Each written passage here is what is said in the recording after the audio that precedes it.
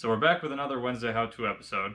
Dylan's car is still in my garage, and today we're going to go over how to install these aftermarket mirrors onto his car.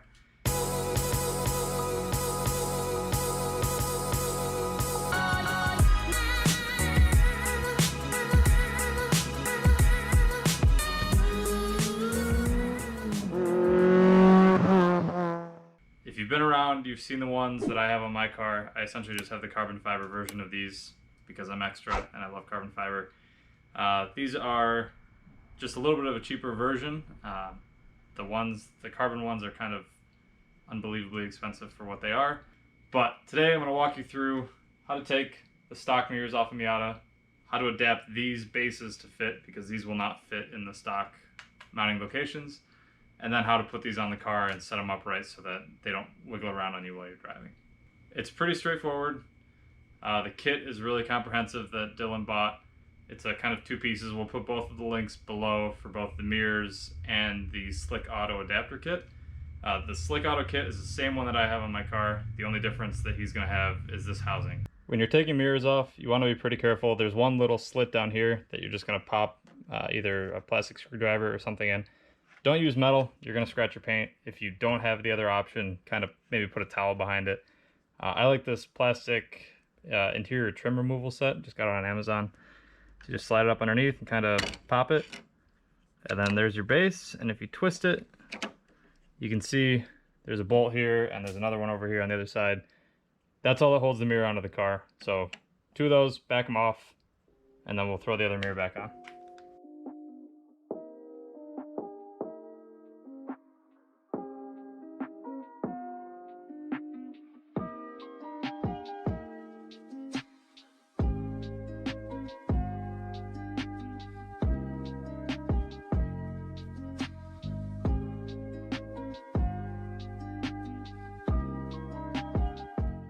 So here's everything that comes with both kits. Everything on the right over here is the mirror package that you get from eBay.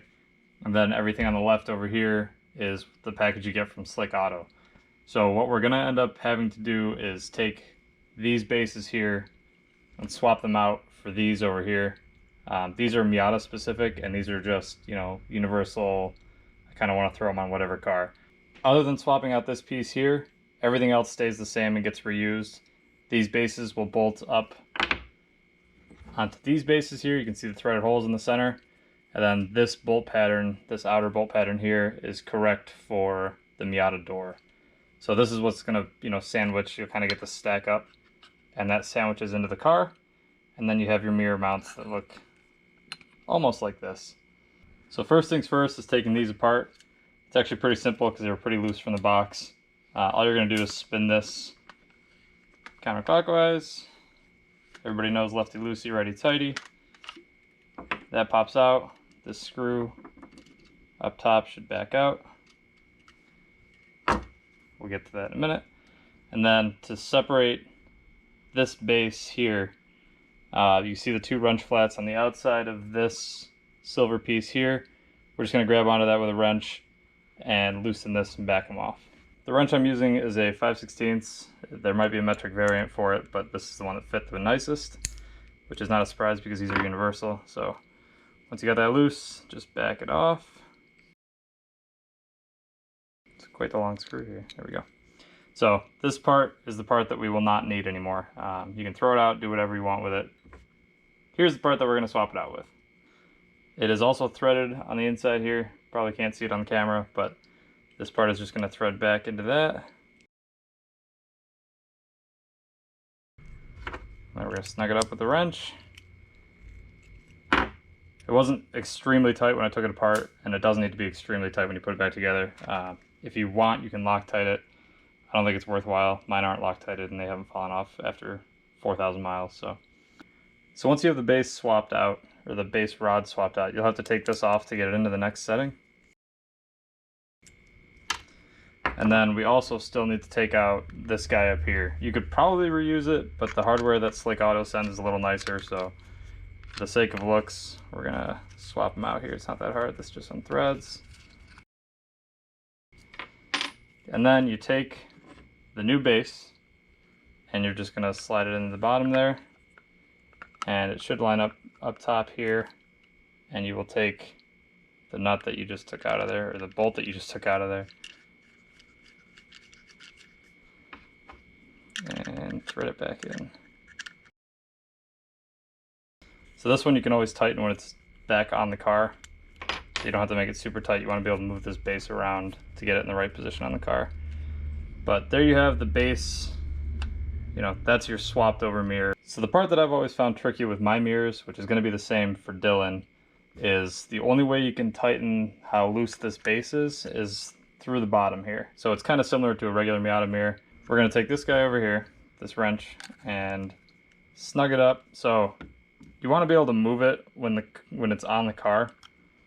If you can't, then you're going to kind of be stuck with wherever you set it ahead of time, and I don't know where the mirror goes when it's on the car, so you need to be able to position it once it's bolted up.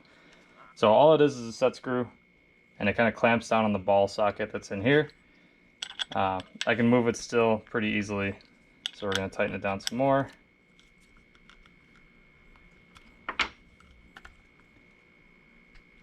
There we go, that's pretty stiff, which should do the trick.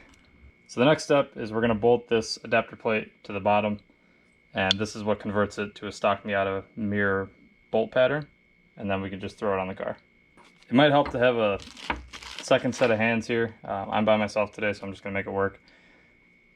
Slick Auto provides you all the hardware you need, so we're going to set this guy into here. I'm going to try and do this. I might want to get my better wrenches, but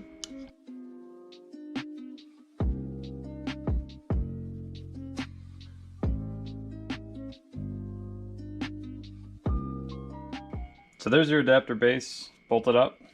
That's how your whole assembly should look. And we are going to go throw this on the car now. So final install, you need the little rubber gasket, the mirror, and they give you 2 of these Allen head bolts. So Dylan's got some sticky residue here. I'm just going to use it to my advantage. I'm going to set that on there. Gonna stick it in place and cheat. These go on the outside, just like that. They supply literally every Allen wrench that you need for this swap. I haven't actually opened my toolbox for this job yet, which is kind of nice. But thread them in.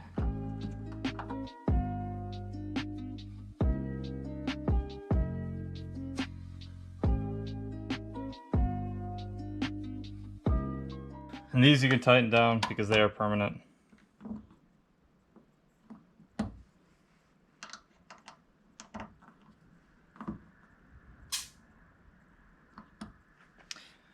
At this point, your mirror is more or less in the right position. The only thing that's really loose now is going to be this. So we'll tighten this screw up top. This is something you'll want to sit in the car for and adjust so that you know your angle's right, because you'll just set this once and then you should never have to move it. So that's the install for the driver's side. We're going to go mimic the same thing on the passenger side. It's actually pretty easy. This whole thing took me maybe 20 minutes. And that was while talking to you guys through it, so passenger side should be even faster.